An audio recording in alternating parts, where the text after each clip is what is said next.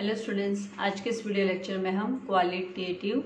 Characteristics of accounting information study करेंगे।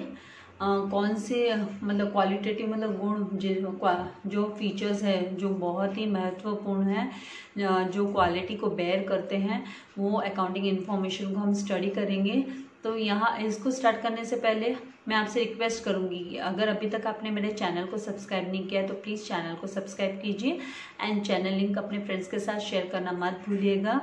And video को last तक देखिएगा। एंड अब आप अपने स्टडीज़ को थोड़ा थोड़ा स्टार्ट कर दीजिए ताकि आपको बर्डन ना हो। आप ये मत सोचिए कि ये साल तो अभी क्या होने वाला है, एग्जाम्स तो होगी नहीं, ये एकेडमिक ईयर तो ज़ीरो एकेडमिक ईयर जैसे हो जाएगा, ये सब आप माइंड में मत रखिए। क्योंकि आपको अपने लिए स्टडी करना है, आपको अपना नॉलेज गेन करना है, आपके बेसिक आपको स्ट्रॉन्ग रखने हैं। तो एटलीस्ट आप थोड़ा थोड़ा कंटिन्यूटी कंसिस्टेंसी रखोगे तो आपको आगे आने के बाद में आपको तकलीफ नहीं होगी नेक्स्ट स्टैंडर्ड में। एंड जब आप डिग्री में पहुंचोगे तो आपको तकलीफ नहीं होगी। तो बेसिक नॉलेज आपको होना बहुत जरूरी है। सो लेट्स बिगिन विथ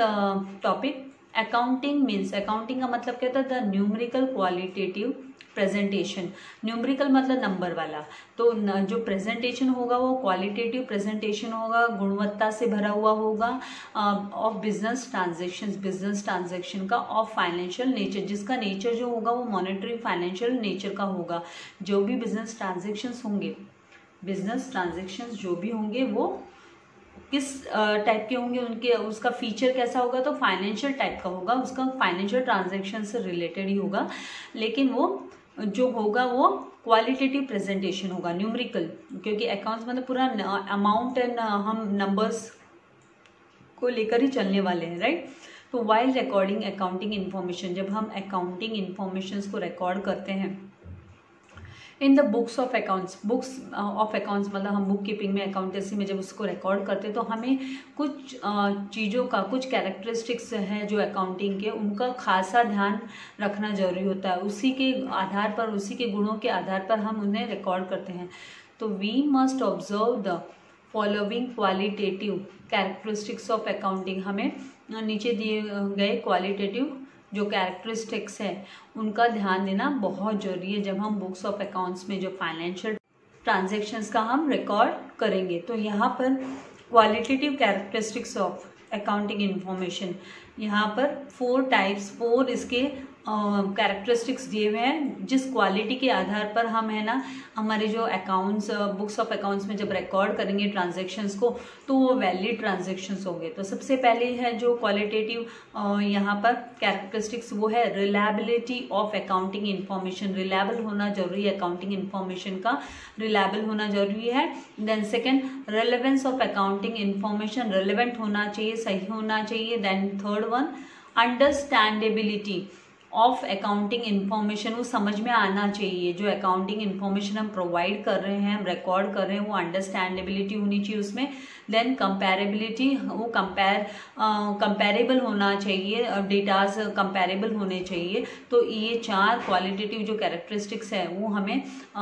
ध्यान में रखते हुए हमें बुक्स ऑफ अकाउंट्स में ट्रांजेक्शन्स को रिकॉर्ड करना होता है। तो डीप में हम इसके बारे में समझ लेते हैं कि रिलायबिलिटी ऑफ अकाउंटिंग इन्फॉर्मेशन क्या होता है।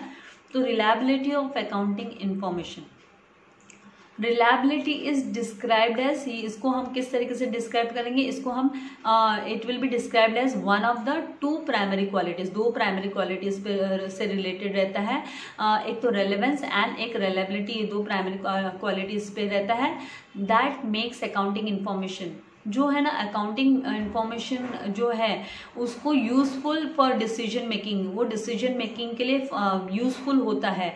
जो रिलायबल होता है मतलब हम सही अकाउंटिंग इंफॉर्मेशन प्रोवाइड कर रहे हैं तो वो बिजनेस में डिसीजन मेकिंग के लिए भी यूजफुल होता है। So reliable information is required to form judgments, जज करने के लिए, जजमेंट करने के लिए, डिसीजन लेने के लिए अबाउट अर्निंग पोटेंशियल, जो है अर्न करने की जो क्षमता है, पोटेंशियलिटी है, एफिशिएंसी है, and financial position of a business firm की जो फाइनेंशियल पोजीशन है, ठीक है, तो उसको बिजनेस फर्म की फाइनेंशियल पोजीशन को as well as earning potentiality को जज करने के लिए, डिसीजन लेने के लिए वो जो इन्फॉर्मेशन प्रोवाइड की जाती है वो रिलायबल होनी चाहिए, सही ठहरनी चाहिए। तो रिलायबिलिटी ये क्या होती है, differs from item to item, ये product to product, item to item ये डिफरेंट होती है, अलग होती है। सम आइटम्स ऑफ इंफॉर्मेशन, कुछ जो इंफॉर्मेशंस होती है presented in an annual report, हम एनुअल रिपोर्ट में मतलब पूरा का पूरा साल का, जैसे आप लोगों को लास्ट में कैसे आपका एनुअल रिपोर्ट कार्ड मिलता है, जैसे अब आप 10th पास किया, आपने फाइनल एग्जाम दिया, आपका रिपोर्ट आपको मिला है, राइट, रिजल्ट मिला है, तो कुछ आइटम्स होते हैं वो प्रेजेंट किए जाते हैं एनुअल रिपोर्ट में, may be more reliable and than others, जो कि है ना अदर उससे, जैसे अभी अगर आप अपना यूनिट टेस्ट वगैरह के मार्क्स दो तो वो इतने रिलायबल नहीं ठहरेंगे कि जब आप अपना फाइनल रिजल्ट आप दिखाओगे, एनुअल रिजल्ट जब आप दिखाओगे इस वक्त 10th के इसमें। तो फॉर एग्जाम्पल इंफॉर्मेशन रिगार्डिंग, हम अगर प्लांट एंड मशीनरी के बारे में इंफॉर्मेशन है वो है ना लेस रिलायबल होती है, may be less reliable than certain information about current assets because of the differences in the uncertainty of realization। तो यहाँ पर जब एग्जाम्पल के तौर पे जैसे कहा गया है कि information regarding plant and machinery, plant and machinery के बारे में जो इंफॉर्मेशन है वो मे बी है ना लेस रिलायबल होगी, कम रिलायबल होगी then certain information about current assets, current assets के बारे में जो इन्फॉर्मेशन करंट एसेट्स में जैसे आ जाता है फिक्स डिपॉजिट्स हो गए, करंट रॉ मटेरियल हो गया, क्लोजिंग स्टॉक वगैरह हो गए, तो यहाँ पे वो मोर इनसे करंट एसेट्स वगैरह से लेस रिलायबल है प्लांट एंड मशीनरी, बिकॉज यहाँ पे है ना डिफरेंसेस होते हैं अनसर्टेनिटी ऑफ रियलाइजेशन, मतलब वो कितने में रियलाइजेशन, यहाँ पे शब्द का मतलब है कि वो कितने में सेल होगा, उसको आप बेचने पर आपको उसकी वैल्यू कितनी रिसीव होगी। तो यहाँ पर वो अनसर्टेन, बिकॉज ऑफ उसकी अनसर्टेनिटी वी कैन नॉट से कि कौन से प्लांट एंड मशीनरी का, मतलब जो यूज किया हुआ आपका प्लांट एंड मशीनरी है उसका आपको कितना, आप उसको बेचोगे तो आपको कितना अमाउंट रिसीव होगा, वो फिक्स नहीं है, वो अनसर्टेन है, इसीलिए वो लेस रिलायबल हो गया। देन सेकेंड है ना रिलेवेंस ऑफ अकाउंटिंग इंफॉर्मेशन। तो relevant accounting information must be capable, वो कैपेबल होनी चाहिए, रेलेवेंट होनी चाहिए, सही होनी चाहिए of making a difference in a decision लेने के टाइम पे वो मोर रिलायबल, कोई भी जो अकाउंटिंग इन्फॉर्मेशन है वो रेलेवेंट होनी चाहिए बाय हेल्पिंग यूजर्स, जो से अकाउंट्स को यूज़ कर रहे हैं, अकाउंटिंग इन्फॉर्मेशन को यूज़ कर रहा है टू फॉर्म प्रिडिक्शंस, वो प्रिडिक्शंस मतलब वो फ्यूचर पर्सपेक्टिव के हिसाब से देख रहा है, प्रिडिक्शंस कर रहा है about the outcomes of the past, कि पिछले जो पुराने समय में जो पास्ट में जो आउटकम्स रिजल्ट्स मिले हैं उसका आगे आने वाले फ्यूचर पे किस तरीके से असर होने वाला है, प्रेजेंट एंड फ्यूचर में, past present and future events को हम क्या करते हैं, उसको स्टडी करते हैं और उसका हम करेक्ट एक्सपेक्टेशंस, हम कंफर्म्ड एक्सपेक्टेशंस को प्रिडिक्ट करते हैं कि हाँ आगे इसका रिजल्ट क्या होगा। सो द अकाउंटिंग इन्फॉर्मेशन, तो accounting information related by the books of accounts, ये है ना बुक्स ऑफ अकाउंट्स से रिलेटेड होनी चाहिए, and financial reports must be relevant, और फाइनेंशियल रिपोर्ट है ना वो भी रेलेवेंट होनी चाहिए। So accounting information should not include unnecessary, उसमें अननेसेसरी और बिना बात के जो उससे रिलेटेड थिंग नहीं है, जो रिलेवेंट इन्फॉर्मेशन नहीं है उसमें वो रिकॉर्डेड नहीं होने चाहिए। जो अकाउंट से रिलेटेड है accounting information firm to firm भी डिफरेंट होती है, उसके आधार पर सही तरीके की इंफॉर्मेशन प्रोवाइडेड रहनी चाहिए, बिना बात का अननेसेसरी का उसमें इंफॉर्मेशन एडेड नहीं होने चाहिए। So all the information is said to be relevant, सारे के सारे इंफॉर्मेशन को हम रिलेवेंट कब बोलेंगे, which would change the outcome of the business if disclosed, जब हम बिजनेस को डिस्क्लोज करते हैं मतलब ओपन करते हैं, that is all useful and related information must find a place in the books of accounts, सारे के सारे जो इन्फॉर्मेशन है वो बुक्स ऑफ अकाउंट्स में उनका एक सही जगह पे उनका स्थान होना चाहिए, जगह होनी चाहिए। And the information must be timelessness, कभी भी देखो डेडिकेटिव होनी चाहिए, ऐसा नहीं कि टाइम बाउंड होगी, वो टाइमलेसनेस होगी, डेडिकेटिव होनी चाहिए, एंड फीडबैक वैल्यू उसमें दिखाई देना चाहिए। तो इन्फॉर्मेशन है ना वो रेलेवेंट इन्फॉर्मेशन होनी चाहिए, बिना बात के अननेसेसरी इन्फॉर्मेशन रिकॉर्डेड नहीं होनी चाहिए बुक्स ऑफ अकाउंट्स में।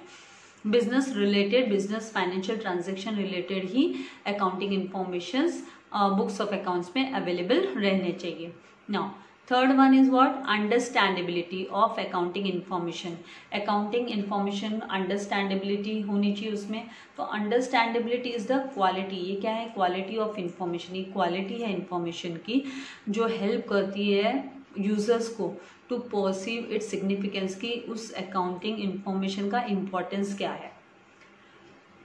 अंडरस्टैंडेबिलिटी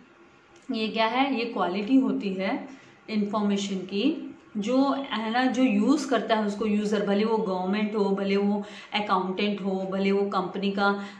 हेड हो या वो इन्वेस्टर्स हो, अगर वो इसे यूज़ कर रहे हैं तो वहाँ से उसको उसका इम्पोर्टेंस समझ में आना चाहिए। They should perceive, they should get the importance of the recorded accounting information. So the benefits of information may be increased by, और हम उसके बेनिफिट्स को किस तरीके से इंक्रीज कर सकते हैं, तो by making it more understandable, कि मतलब आप बुक्स ऑफ अकाउंट्स ओपन करो और आपको उसके बारे में नॉलेज है तो फिर वो आपको समझ में आना चाहिए कि रिकॉर्ड क्या किया है, right, and hence useful to a wider circle of users, इसलिए वो सबके लिए यूजफुल होना चाहिए। जैसे मैंने कहा आपको, investors, government,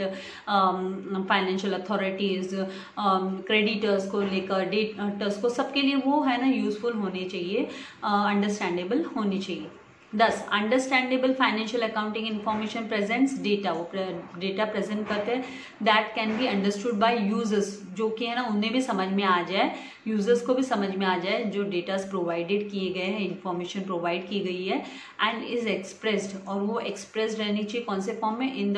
a form and with technology adapted to the users range of understanding, की वो मतलब कोई भी जो भी टेक्नोलॉजी यूज़ की गई है अकाउंटिंग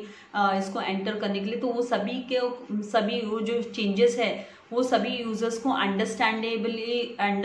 होनी चाहिए, उनमें अंडरस्टैंडेबिलिटी होनी चाहिए उस इंफॉर्मेशन में, कि सबको समझ में आ जाए। Then fourth one, comparability of accounting information. जब हम कोई भी डिसीजन लेते हैं, डिसीजन लिया जाता है, तो in making decision the decision maker will make comparisons among alternatives, हम मतलब उसका है ना दूसरा ऑप्शन, अल्टरनेटिव्स मतलब दूसरा ऑप्शन, और उसके साथ कंपैरेबल होना चाहिए वो information, which is facilitated bye और फाइनेंशियल इन्फॉर्मेशन, जो फाइनेंशियल इन्फॉर्मेशन के द्वारा जो प्रोवाइड की गई है इन्फॉर्मेशन, तो वो कंपैरेबल होनी चाहिए, दूसरे ऑप्शंस के साथ भी कंपैरेबल होनी चाहिए। So comparability implies to have like things reported in a similar fashion, उसी फैशन में वो प्रेजेंट की जानी चाहिए, and unlike things reported differently. ऐसा नहीं कि जो हम कंपेयर करते हैं तो it means what, the things which we are presenting, reporting, तो वो सिमिलर फैशन, सिमिलर वे में ही होने चाहिए, ना कि डिफरेंट, वो सेम सिमिलर पैटर्न होना चाहिए उसका। सो इन्फॉर्मेशन इफ कंपेरेबल, अगर इन्फॉर्मेशन को कंपेयर किया जाता है तो will assess the decision maker, तो ये डिसीजन मेकर को हेल्प करेगी to decide, to determine relative financial strength, की उनके फाइनेंशियल स्ट्रेंथ क्या है, फाइनेंशियल वीकनेसेस क्या है, प्रोस्पेक्टस क्या है, फ्यूचर को लेकर, मतलब आगे उसके क्या बेनिफिट्स हैं, बिटवीन टू और मोर फर्म्स, अगर एक और दो फर्म को के बीच में हम कंपेयर करें, या between periods in a single firm, या फिर है ना सिंगल फर्म है और हम टाइम पीरियड मतलब पिछले साल का जो अकाउंटिंग इन्फॉर्मेशन है वो इस साल के अकाउंटिंग इन्फॉर्मेशन से कंपेयर करके हम देखेंगे कि बिजनेस की ग्रोथ कहाँ तक पहुंची है, तो कंपेरेबल होना चाहिए डेटा, जो डेटा प्रोवाइडेड है वहाँ पे कंपेरेबिलिटी होनी चाहिए, वहाँ पे सिमिलर पैटर्न होना चाहिए, सिमिलर फैशन होना चाहिए, ताकि वो समझ में आ सके कोई भी डिसीजन लेने के टाइम पर,